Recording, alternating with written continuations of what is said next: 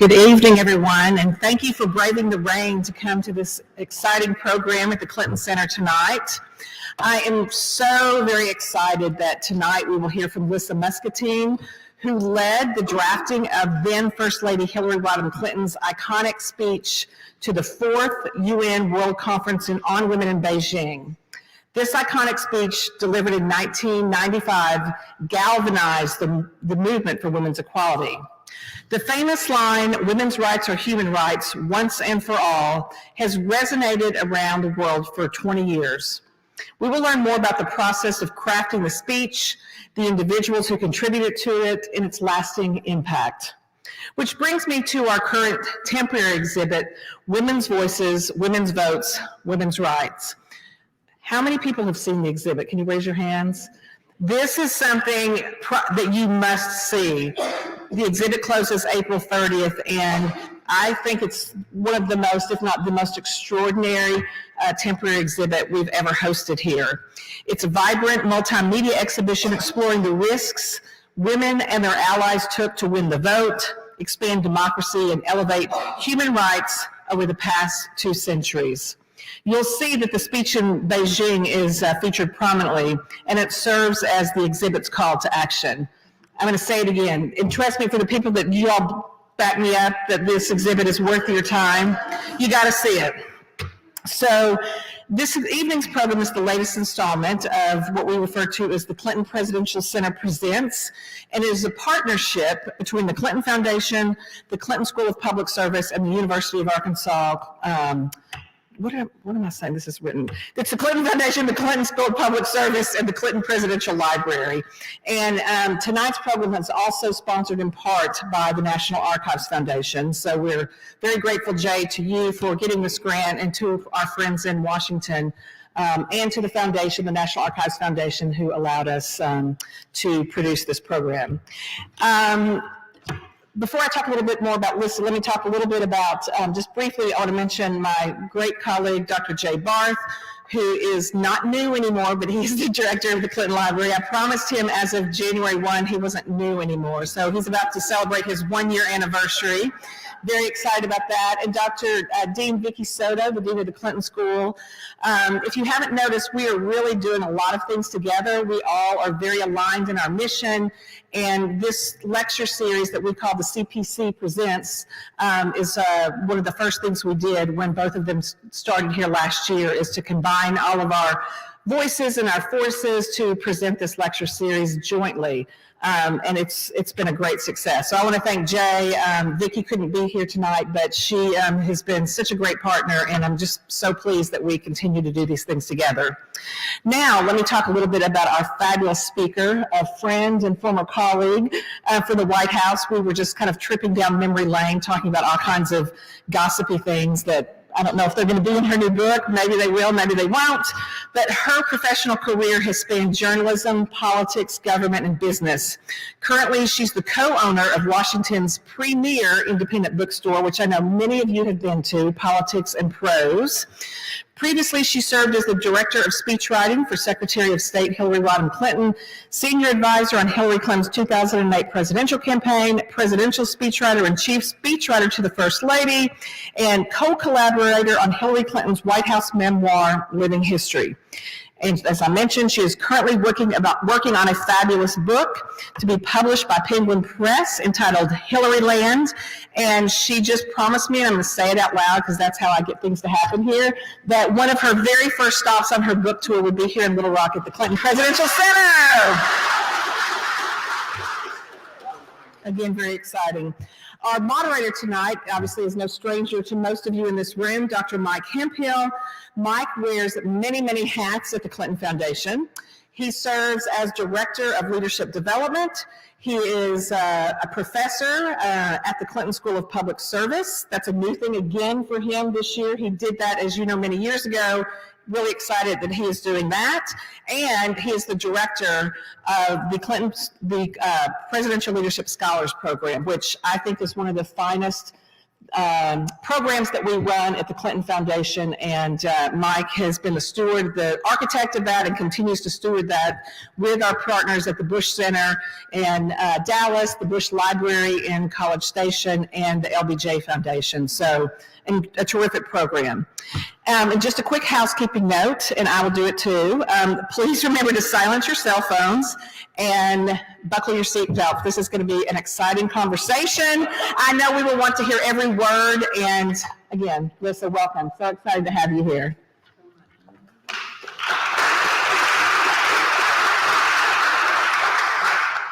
Welcome to Little Rock on a dark and not yet stormy night. Tornadoes in the forecast, I understand.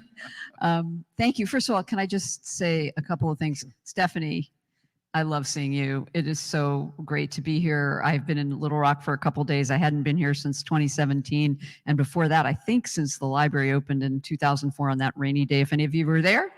Yeah, it was a little bit of a rainy day. So, but thank you so much for having me. It's really an honor to be able to talk about that speech and to meet all of you and be able to be here. Jay, you've been amazing and such a support, your staff as well. I don't know where Kathleen went, but everybody's been so welcoming and so helpful and lovely. I feel very at home here. I can't wait to come back. I'm just thrilled that anybody might want me back. So that's great. And Mike, thank you for doing this. He's the best. And I'm so looking forward to our conversation. Me too. Thank you. Me too. Well, you all heard the career path and a quite impressive one. And for a person with a communication background like myself, and as I've told you, I'm a real public speaking nerd. Mm-hmm. The one position that sticks out in my mind is you were the first chief speechwriter for a first lady. That's correct. And so I thought it might be interesting for everybody if we started. I'm always fascinated with the way people end up doing what they end up doing. And I'm going to take a wild guess and think when you graduated college, you probably weren't thinking one day I'm going to be the. So would you sort of talk about what led you to that particular role? My own cluelessness and naivete that made me think I could maybe be a speechwriter to begin with, let alone a White House speechwriter. But no, it's a good question. And if you remember back in the early 1990s, speechwriting wasn't really a profession. People kind of bounced in and out of it. Journalists did it, lawyers did it, policy people did it, but it wasn't something you did. You didn't, go to college and say, I'm going to go and be a speechwriter. People didn't do that then. And I was a journalist. I'd been a journalist for 15 years and I was a lifelong Democrat, and Bill Clinton got elected. And that suddenly felt like, oh my God, a Democrat. This could be the one time for the rest of my life if things don't go well. And I had always been interested in politics. I grew up in a very political family in California. And I thought to myself, if I'm ever going to try to do government, this is probably the time, because he may only be in for 4 years and who knows when the next Democrat is going to come in. So as I said, I was very naive. The one thing I did have going for me is I had spent 15 years as a journalist, so I had written a lot. And it turns out journalists have fairly translatable skills. At least some journalists take to it quite easily. So I found, and Stephanie, you probably were in the midst of all this, the name, and this is, a couple weeks before Bill Clinton was inaugurated in January of '93. I found the name of the person who was going to be his chief speechwriter. And I didn't know. And I wrote him a letter. And it said, Dear Mr. Cuznet, David Cuznet, I have no political mentors. I've not given a dime to the Clintons because I wasn't allowed to as a journalist. And I've never written a speech. But I'd be really interested in joining your staff. Well, needless to say, I get a reply that's like, Bill Clinton has promised to cut the size of the federal government by 25%, and that includes the White House, and that includes the speechwriting office, and we're already filled up. Sorry, thank you. And I thought, yeah, okay. And so my husband and I were thinking of starting a family. So a couple weeks passed, and I hear back from David Cuznet, and he goes, well, now we're actually thinking of having a position that's a hybrid position. Half-time for Bill Clinton and half-time for Hillary Clinton. You said there'd never been a chief speechwriter for a first lady. There'd never been a speechwriter, period, for a first lady. Now, you all know why she needed one. She was going to be named the czar of healthcare reform. And the presidential speechwriters don't want to spend all their time writing for any first lady. And they probably don't want to spend all their time writing one issue for her. So they decided to have this hybrid position. And he said, are you interested? And I said, sure. And, yes. So I started, I did the whole application thing, and he made me do a trial speech. And he gave it to me on a Friday, and it was about healthcare reform, about which I knew nothing. But he gave me some background material, and I had to turn it in by Monday. So, I think I did maybe another one. And then I found out I was pregnant. So now I'm like, okay, this is clearly not going to work. So I called him up and I said, little wrinkle in the plan here. And he said, no, stay in, we'd like to see the whole pool. So they kept, having me do these mock speeches. And I always joke, I was getting bigger and bigger, and the pool of applicants was getting smaller and smaller. And then I found out I was having twins.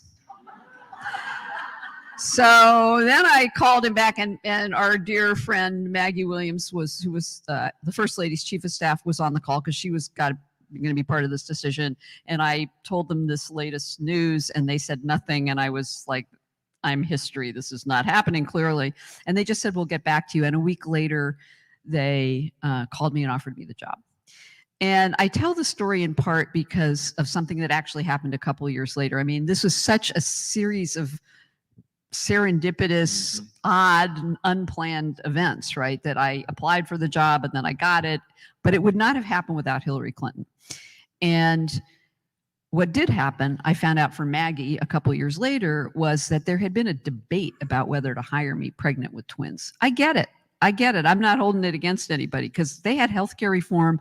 These kids were going to be delivered right in the middle of it. And then I was going to have 2 little kids, let alone whatever. And there was a debate internally about it. And the First Lady walked into the room and she heard it. And she just said, time out. We are going to hire the person we think is best for this job. And I don't care if they have 1 kid or 10 kids. We're going to make it work. Because if we can't make it work in the White House, how can we possibly make it work and expect employers elsewhere to make it work? So if this is the person, hire this person and make it work.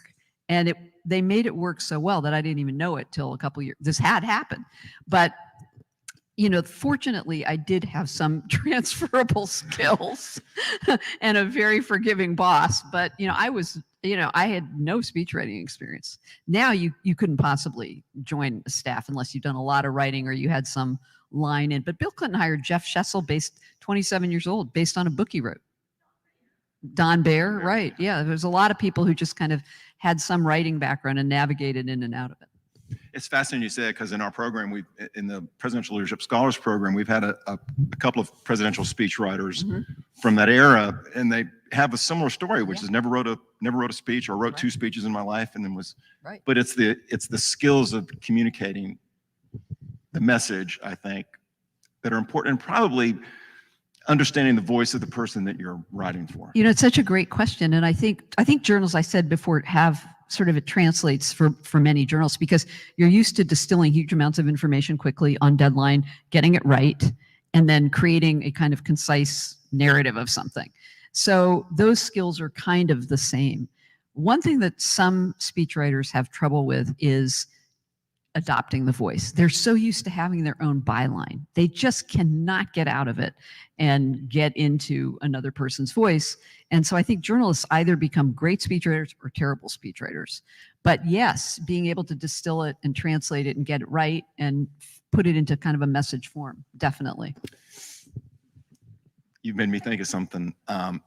Another aspect of that then is, because Don Baer, when he was with us a couple of weeks ago, talked about the loss of ego when you're writing for somebody else, right? And that whole dynamic of them saying the words, but right, right. You have to be willing to not need credit and not have your name on it.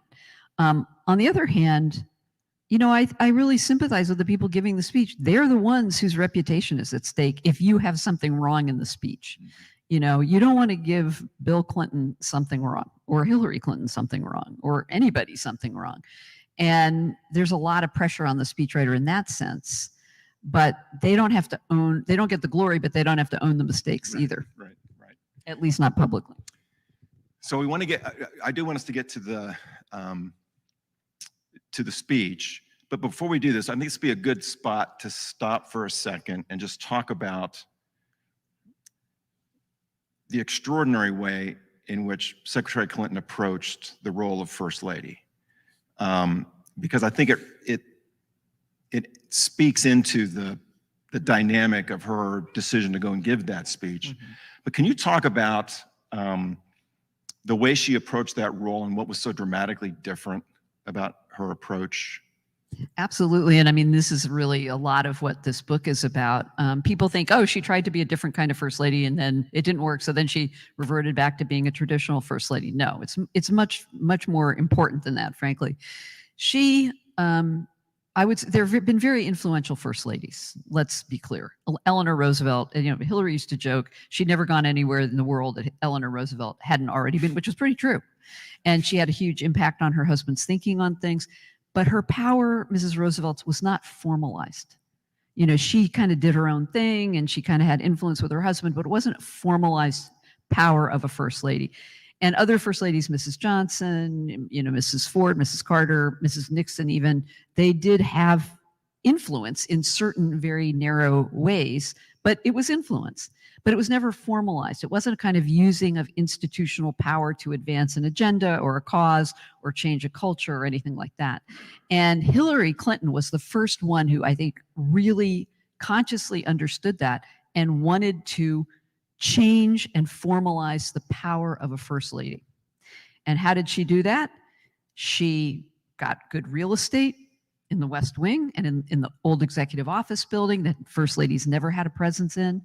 She was able to expand the traditional first lady staff by basically I was on the president's staff. I wasn't one of her staff people. I didn't take up a first lady slot, but she got me. I mean, she got me and a lot of people like me, basically reporting to her, even though we weren't technically on her staff. And so she kind of embedded this group of women, mostly women, throughout the White House and did what I would say is to create a kind of locus of female power in an institution that for 220 whatever years it was at that point had no female presence in any real decision-making capacity, in the formulation of policy, in the way that the place operated, in the general decision-making, appointments and everything else.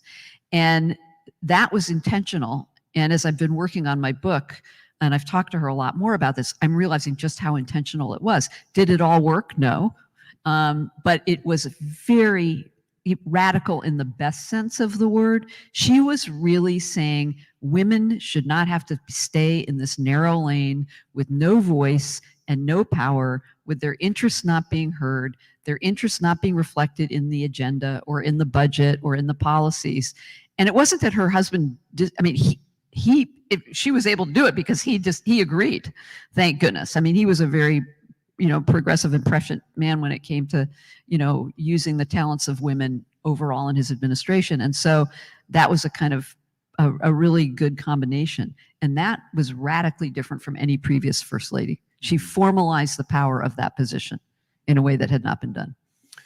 So, and yes, it ties to Beijing because she wanted to give voice. She was all about giving voice to women and their issues and concerns and finding ways for women to be able to assert their power in support of a cause or an agenda that mattered. So we think about and I don't even know what the traditional role of a first lady, and it wasn't an either or situation. I mean, it was a both and sort of but as we think about now the context of moving in to going to the conference. Mm-hmm. And all of the sort of machinations behind the scenes about should she go, should she not go, a big part of leadership is the willingness to take risk. Yes.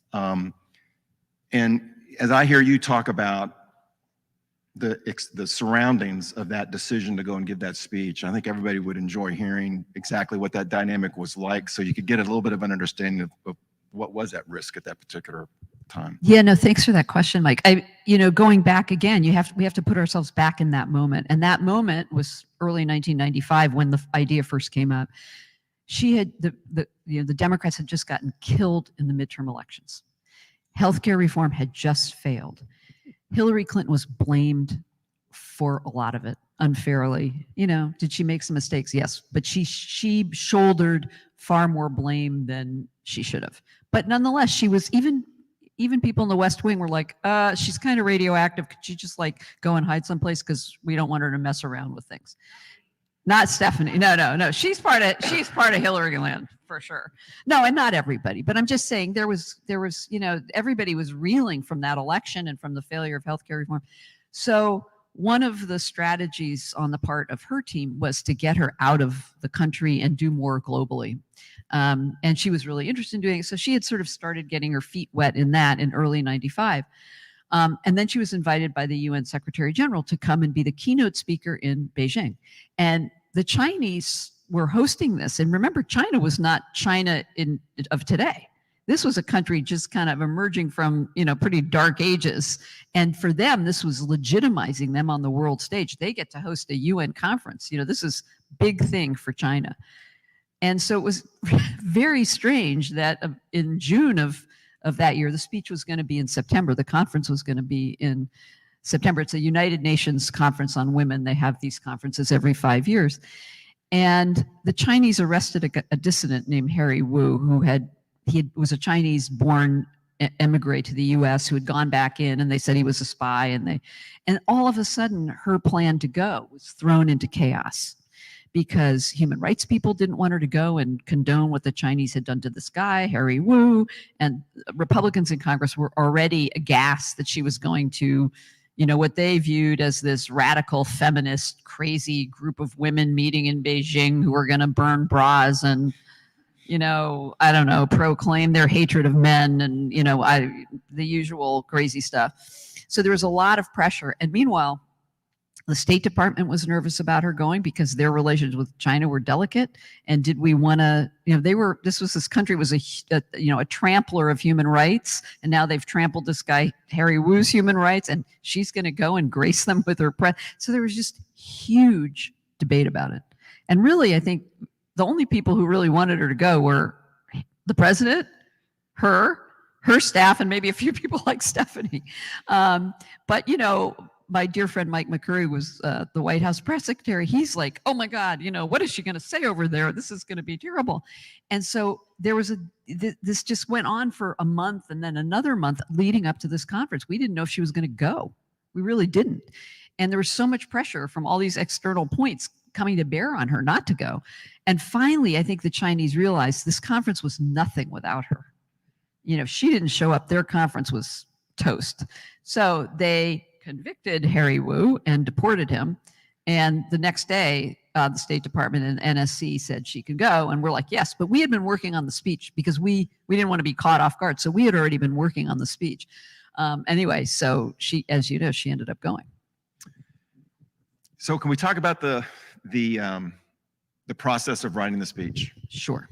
And I don't want to gloss over the fact that you were also a presidential speechwriter. Correct. And so, once again in our program, and with the great help of Jay and his staff this past year, we took a look at the 1997 State of the Union address, and the archivists provided us with a lot of the materials and the folders of all that, the preparation and the memos that people wrote trying to get their stuff into the State of the Union address, and what appeared to be hundreds of people that were weighing in on all that in the development of that message. I know because you've shared it with me that the process on this particular speech was a little bit different. And so can you talk about how this message emerged over time? Yeah, I'm glad you raised that, Mike. This Beijing speech was, to me, the sort of exhibit A of how you write a really powerful speech. I mean, the process allowed for it. State of the Union is like the Cuisinart version of speech writing. It's like everybody's throwing their thing in, and then 10 people are working on this part and 5 people, and they're mixing it all up, and it comes out, and it's, if it sounds like a speech, you're lucky. And, in the hands of a Bill Clinton, who, as you all remember, started giving a speech that was the wrong speech on the teleprompter back early in his presidency. He was good enough he could manage all that. But so because it was a first lady and because there was so much controversy around her at this point, we just had a very small number of people involved. Very small. That was the key to success. We had me, Maggie Williams, the chief of staff, Milan Verveer, the deputy chief of staff, who knows more about all of the Hillary policy stuff than anybody in the world, the First Lady herself, and occasional somebody we would go to for very specific feedback or a thought or an idea, maybe 3 or 4 really close people to the First Lady who also were smart about this stuff. And we just did it with that tiny group, and we would not show it to anybody. And it got it, and this is really important. The First Lady did not want it diluted. Even with all the stuff going on around her, with all the controversy and all the sort of political and diplomatic landmines of going to China, and is she or isn't she, and what's she going to say, and is it going to mess up our relationship with China, and is it going to, affect the president's capacity to deal with Newt Gingrich on the budget and whatever else, she was steadfast. She did not want it diluted. And so I was able to write it, and I had a huge amount of help from Maggie and Milan, with the strongest, kind of clearest, most unequivocal, unambiguous language. And she was determined to make this statement. And so we finished a couple drafts. I don't remember the exact what draft we were on when Milan and I were going on the trip, and we had to meet the Clintons in Hawaii. They had been in Jackson Hole. So we flew out, and we were on the plane, and Milan was giving me little, things to add here and there. And by the time we got to Hawaii, nobody else had seen the speech. Like, I'm not kidding. I mean, we'd had a couple of, like I said, a few outside friends that had taken a look at it, and I had to show it to the president. So I left it for the president, and I was nervous because we didn't want to get watered down. He said, I think it's pretty good. And so anyway, so that was a relief. Mike McCurry, meanwhile, is telling everybody she's not going to make any news. You probably don't even have to cover the speech. Like, you could go, but she's not going to say anything. And I was like ready to throttle him. And then on the plane from Hawaii to Guam, we stopped in Guam, into Beijing, we showed it to the Assistant Secretary for East Asian Affairs, Winston Lord. We showed it to Eric Schwartz on the National Security Council, who's a human rights expert. And we showed it to Madeleine Albright, the United Nations ambassador. And I just want to say, I cannot thank them enough for the fact that they understood their role was not to mess with this thing. Their role was to keep her out of trouble. Don't make a mistake, but they understood they had to be very judicious in their comments, and they were. And for you, an ambassador, to see that kind of, I think a lot of people would just say, oh, I think you should say this. And no. I mean, they made a couple of changes that were really important in terms of accuracy and precision, and that was it. And when I finished the final draft, I went up on the plane right before we were landing in Beijing, and I had the final copy. Of course, Hillary knew the speech well, and I handed it to her. And I forgive my corniness, but I still get very emotional remembering this moment. And I gave it to her, and she looked at me, and she didn't say anything for a minute. And then she just said, I want to push the envelope as far as I can on women's rights and human rights. And I couldn't believe that with all that was going on, here was this woman going into this hostile terrain, and that's what she wanted to do. And, again, I forgive the corniness, but I was so proud that she was the First Lady. I was so proud to be an American.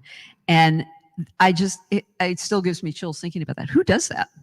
I mean, in that situation. So you're talking about taking risks and being courageous as a leader. That is the epitome of leadership to me.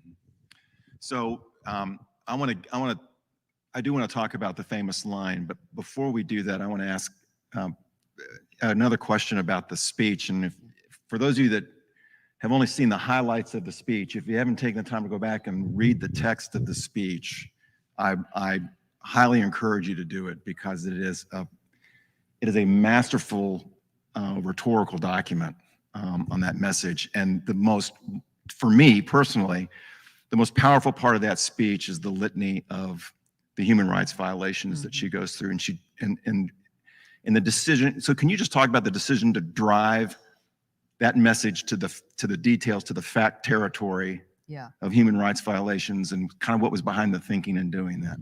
Again, like she said, she wanted to push the envelope, and she was outraged. She had traveled enough around the world by that point to be really outraged by the way women were having to lead their lives in a lot of places. The injustices to women in this country were bad. They were nothing compared to poor women, people of color, people living as refugees and victims of genocide or rape as a tactic of war and all these sorts of things, or infanticide of girls and that sort of thing. And so everybody remembers the line, which of course, is wonderful. It got so much attention, but I think you're right, Mike. The most powerful part of the speech is a litany in which she says, she says human rights are women's rights and women's rights are human rights. And then she goes through what it means when you don't have those rights. And it is a violation of human rights when this happens. And it's a violation of human rights when it happens. And it's all the things in graphic, vivid detail. Graphic, vivid. This was not like glossed over, sugar-coated. This is what happens when babies have their spines broken because they're girls. And, just the litany of things and abuses and injustices towards women and girls around the world. And I think the reason, this was her way of conveying the gravity of this and just the intense injustice of it. But you have to remember, no one ever in the history of, humankind had laid it out like that graphically, with that much detail, with that much vivid detail and facts.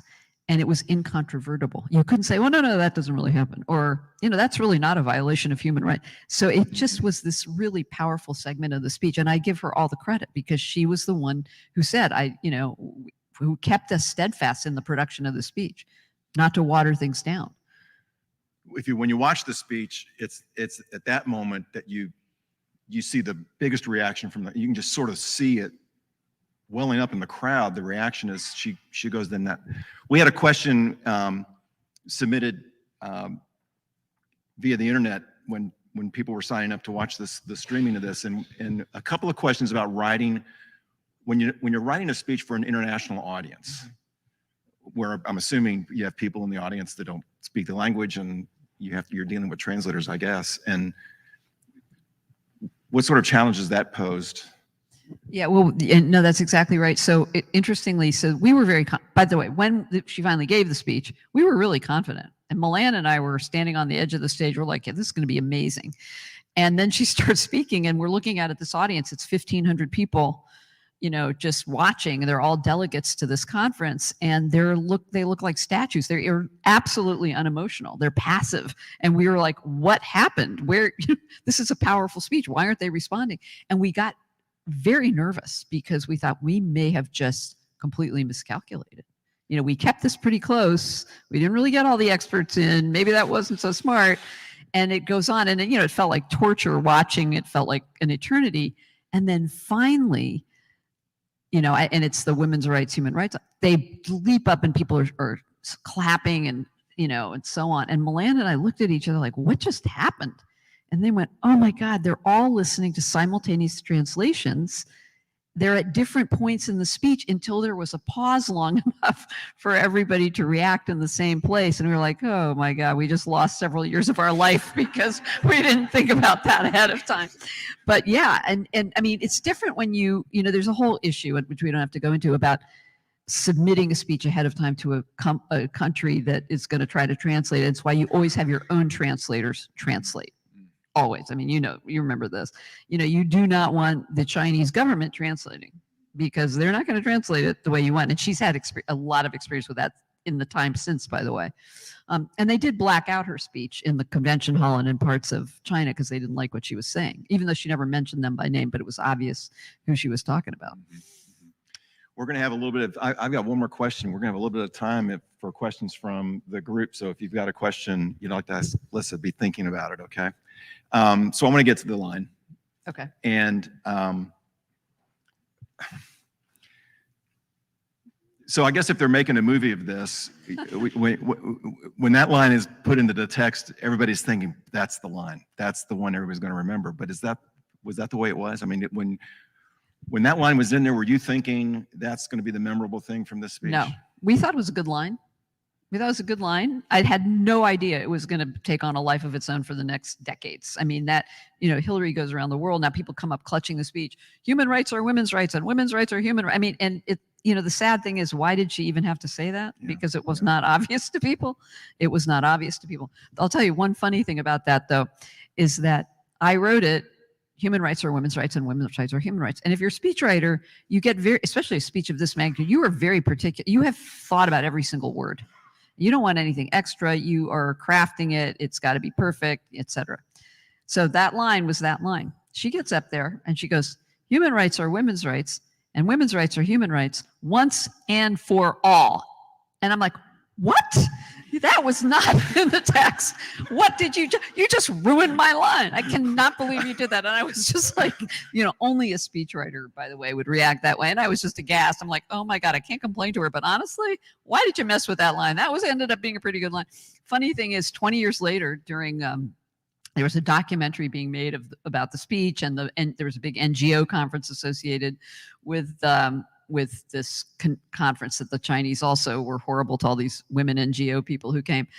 And the title of the movie was Once and for All. And I thought, what do I know? I clearly do not know anything. Well, I figured by now you'd be thinking, I wrote that. Yeah, right. I did not write that. I will admit right. that I did not write that. But she obviously had better instincts than I did in the moment. So there you have it.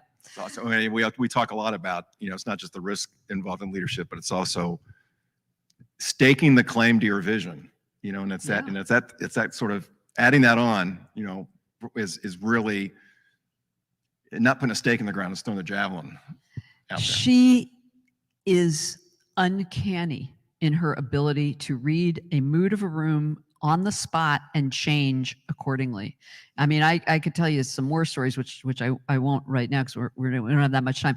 But I mean, I have seen her take where we had a perfectly crafted speech that was all ready to go, and she got in a room and somebody says something in the introduction, and then somebody does a little performance, and it suddenly changes, and she realizes there are people in the audience, throws it out right there on the spot, and just off the top of her head, and wows everybody. But you have to be willing to take that risk and trust yourself. Right. But she has an uncanny ability to do that. That's great. Well, listen, we got just a little bit of time. Have we got any questions from anyone in the audience? You guys are very shy. Yeah, come on, really. Oh. We got one back here. And introduce yourself, please. Oh, okay. Hi, Glenn Harrison. I'm actually with the Fulbright Association in Arkansas. I've got your speech. It was a fabulous speech, but in today's society, we look across the world, like in Afghanistan and many other countries, many of these aspirations we've not even come near. How, in your mind, both as a speechwriter and as an American, do we influence other societies in ways to make all these wonderful visions come true? Well, I wish I had the absolute certain answer to that, because it's such a vexing and pressing and urgent question that is not treated with urgency enough, and certainly not with the kind of resources. And I think what we've also seen is a backlash all over the world. There's been a backlash. Look at the Taliban in Afghanistan. I mean, a couple of years ago, women were going to college and they were being doctors and they were doing this and that, and girls were going to school. And now, it's gone backwards. And I think there are these cycles in history. I still would maintain that, this UN conference produced a platform for action. The United States government adopted a series of policies, as did countries around the world that agreed to the platform for action. That was pretty, we did much more, for example, on domestic violence as a result of that conference. And so, these are little things that you just slowly have to chip away at. Women in leadership positions. It's really important also to understand, Madeleine Albright and Hillary Clinton became close because of this Beijing speech. Madeleine was the head of the delegation. And they didn't really know each other before then. That alliance becomes unbelievably important throughout the rest of the Clinton presidency. And it's proof that when you have women in positions of power with access to the levers of power, with an understanding of the experiences of women, they can make things happen in a different way. So they altered the way, and when Hillary's Secretary of State, she did this too. Suddenly, Madeleine Albright insisted that every cable coming in from around the world had to consider the conditions for women, the experiences of women, policies related to women in the formulation of American foreign policy. That had never happened before. So these things, we've had more women leaders around the world. There are more women who have access to credit. There are more women who are fighting for their rights. It's just that the problem is so massive, and gender rights are very threatening to the status quo in a lot of countries that have power, where the people who have power don't want women to have power. It's a very unsatisfactory answer. I'm so sorry, but I wish I knew what the magic solution was. I think it's chipping away at it constantly and trying to make people aware and understand that women have to have a voice, and that women's experiences are unique to them and need to be reflected in the way we make decisions.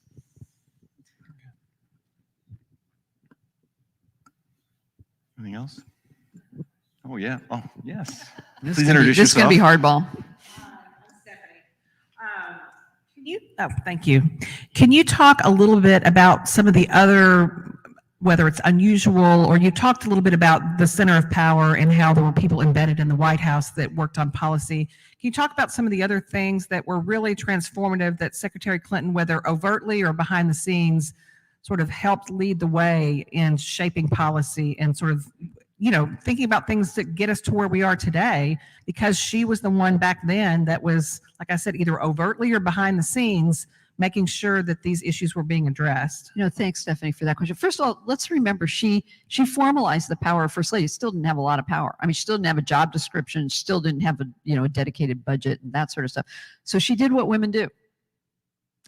She figured out how to innovate and how to adapt and how to adjust and have a team around her who could navigate the system and figure out, okay, we've got these people here, we're going to do it this way, and we're going to do this way. And often they didn't get credit. A lot of what happened in the White House that she instigated and her staff and her team executed, they didn't get credit for. That's also the story of women in a lot of places. But that's what she did. Women are creative and innovative, and they roll up their sleeves and they get the job done a lot of times without having the resources or the institutional power. Now, she did have some institutional power for sure, but there's so many things I could point to. Let me just give you one. People say, okay, after healthcare failed, she just went back to being a traditional first lady, and she focused on the arts and on concerts and parties and blah blah blah.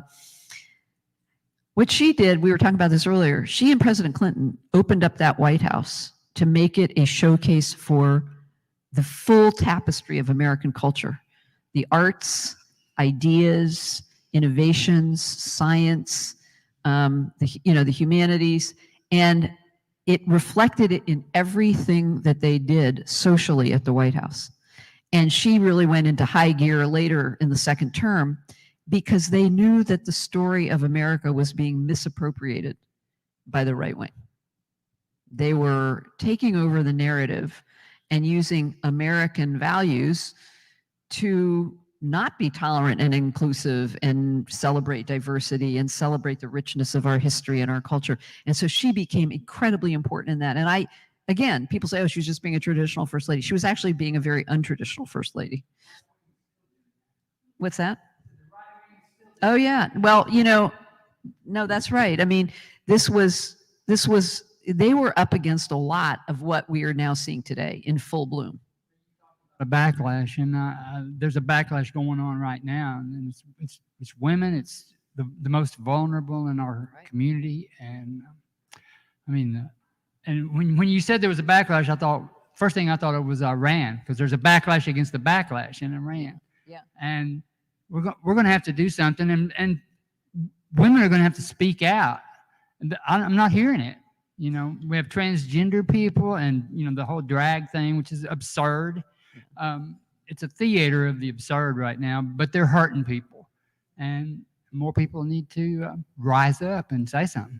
No, couldn't agree more. And by the way, this gives me an opportunity to say something I forgot at the beginning, which is that it seems like most of you have been to the exhibit. I think it's breathtaking. It's breathtaking. It's so moving and so poignant. And it speaks to what you're talking. I mean, when you go through all of these women around the world over time for a century and a half or more who have been risking their lives and livelihoods and well-being to fight for things that seemed completely, out of reach, you just got to keep at it. And so it's a really moving reminder of that. Well, we're going to have Jay give us our final thoughts for the evening. But before he does, I just want to thank you so much for being here. And thank all I of have you. enjoyed this conversation. Thank you, Mike. Yes. And thank you all for coming. And, thank you for being interested in a slice of history that people don't focus on and don't know that much about. But to me, it's important. And we all, speaking to what you're saying, we need to know the stories of women and what they have struggled to achieve and what they've been able to achieve. And, hopefully we'll get there one of these days, if not, centuries, millennia. But thank you all so much. Indeed. Lissa, Mike, thank you all so much for a fantastic program and for really reminding us why presidential centers exist, right? To provide this insight, not just about the past, but what it means for the future and today. So thank you all so much. Let's give them one other hand.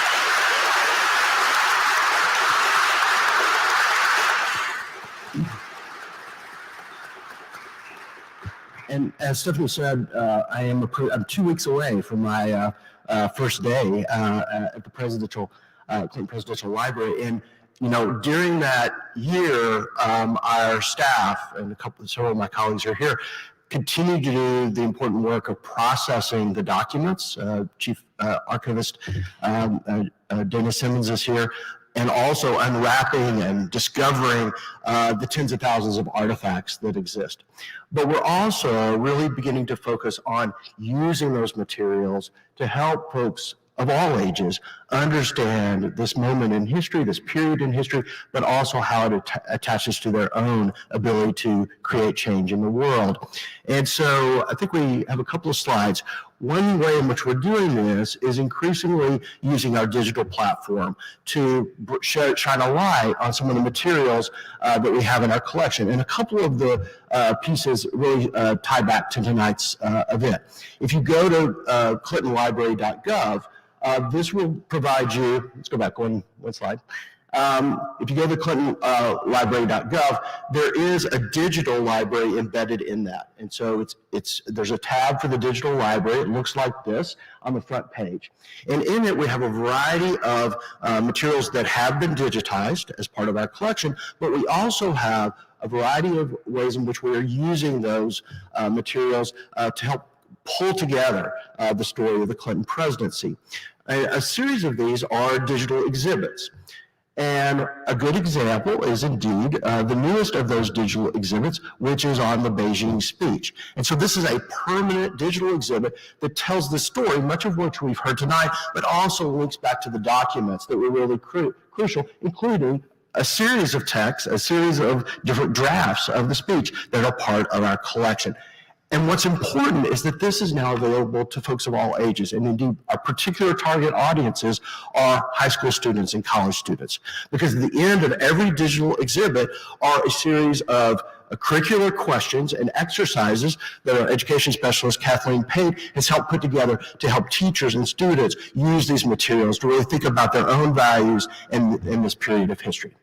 We've also kicked off one new digital piece just for tonight. Is actually it's just coming into light because we are creating what we are calling staff spotlights, and these are spotlights on the members of the staff in the Clinton administration. There were hundreds of them. It's going to take a while. We had to start somewhere, and we thought a perfect time to start was with a guest like Lissa Muscatine. And so for each of these staff spotlights, we will have a biography of the staff member, and then we will have linkages to some of the key documents that are part of your important work in the administration, and then at the bottom the way to see all of your materials. So you'll get to see Stephanie Street's emails at some point in the future. So we know that this is going to take a long time to build out, but we had to start somewhere. And Lissa, thank you for being our first staff spotlight with many more to come behind you. Thank you guys. And I just want to give a shout out to Dana, who I didn't see you over there with your mask on. I didn't recognize you, but amazing, amazing archivist, amazing. And